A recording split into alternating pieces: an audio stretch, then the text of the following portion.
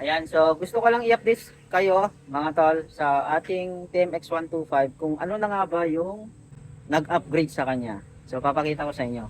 Bala ito na siya, yung pinaka sidecar natin, yung TMX125 natin. Ayan. So may canopy siya kasi wala akong pampagawa dito, yung bubong para sa motor kasi mahal. Kaya ganyan muna yung ginawa ko. So bumili ako ng upgraded na canopy. Ito siya. So kung gusto niyo bibili ng ganito, yung upgraded na canopy, ilalagay ko yan sa ating description. Yung link kung saan kayo makakabili. So yung kagandahan nga nito, yung canopy natin, ito yung pinaka bracket niya, stainless na siya. Ayan.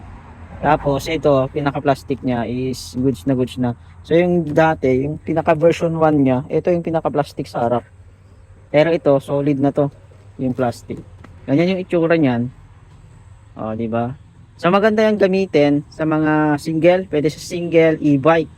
So tag-ulan, tag-araw, pwede mo siyang gamitin. Lalo na pag may hatid sundo ka sa school. Yan yung mga nidagdag sa motor natin. So yung mga stainless natin, yan dyan pa rin. TMX125 natin. So pag side naman, ganyan siya. So yung pinakataas niya is goods na goods naman siya. Sakto lang kapag nagda-drive ka.